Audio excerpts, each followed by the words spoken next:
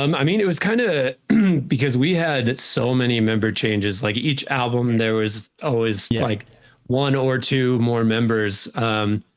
So I don't know. There was like I always wanted to be really heavy and like stick to our roots, but like I wanted to like expand as well.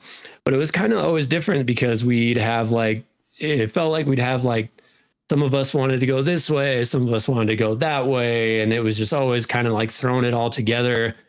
And I feel like that's why some of our albums kind of like went up and down with the sound, you know, especially Ashes to Ashes with Jason. That was like the most different, you know, like in a good way. But I feel like there was never, because like when we first started, there was like a clear vision, you know, it's like, this is the band we wanted to be. This is how we want to sound. Like, this is how it's going to go. But like when you lose so many members over the time, it's like the band takes on different personalities based on the personalities of the new members. So yeah, I mean, it was just kind of, I don't know. I mean, we definitely argued a lot for sure. It was always some sort of fight about like, oh no, that we can't write music like this. Let's do it like this, or you know, like. So I mean, that was kind of during the time too where it kind of became like the passion. I mean, the passion was still there. But at the same time, it was like, I don't know, it was like to kind of, we were in a point where we were constantly butting heads and there'd be like cliques among the band. You know what I mean? Like there was a while where like I didn't even want to hang out with anyone in the band. Like when Pablo joined the band, he was like the only one that I would go and like hang out with because the rest of the band wanted to be doing this. I wanted to be doing that. And it just became like we started to split and pull apart from each other. You know what I mean? And a lot of that too is like just being on the road with each other for so long. It's like, even like when you move in with someone that's your best friend, after a couple of years, there are certain things they do that get on your nerves a little more than they did at first. So, sometimes after a week, like you know, but yeah. It's just sometimes you never know. Yeah. And then, I mean, you're forced, like, cause we were touring like 7 to 8 months out of the year. So we were forced to be together always. And I feel like it's kind of easy to forget that it's like, oh, these guys are my friends. You know, you're focusing more on like the head bashing and like all that shit. So yeah, that was kind of, that was like, I feel like that played a big part into why they were willing to move on for me too, because I feel like we had already drifted apart, like, as friends anyway. So it was like, yeah, this dude is fucking up. Let's, you know, like, let's just get away from him, you know? And I don't blame them at all. You know, like I definitely was a mess. So, but that the friction like had started like years leading up to that. And that definitely played a big part, I think.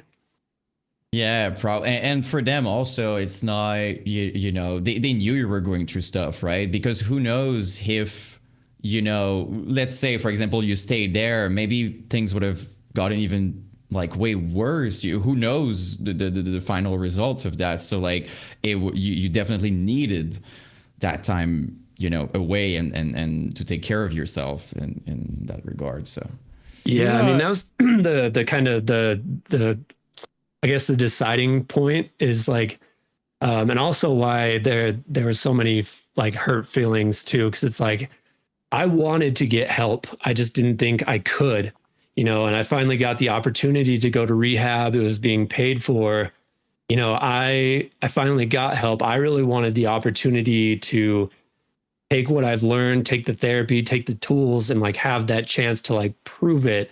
But with their mindset, it's like kind of what you said. It's like, okay, like he is getting help and we could like keep going on, but like, what if he spirals out of control again? You know what I mean? That could be the difference in life or death. You know what I mean? So like, obviously at the time I was really mad because I was like, man, I didn't even get a chance. Like I finally got help. I finally got everything that I've wanted and I didn't even get a chance to like use it or prove myself. You know what I mean? But in that same vein, it's like to them, it's like, you know, we can't sit there and watch you die. You know what I mean? There's like both sides. Yeah. There's like a year off from touring as well. And then kind of coming back, but then having to cancel the tour. Right. So I think there seem outside looking in, there seemed to be, you know, it's like, okay, well, how much longer, you know? Yeah. Well, I mean, addicts are really good at like keeping it a secret until it's not, because like I had been like out of control for a while, but I'd pull it together on tour, and I don't think they really started to see how bad it was until like it was like already at the worst. Because I mean, I would drink a lot on tour, but I would still like get on stage and I would do my job, you know, sometimes not that well.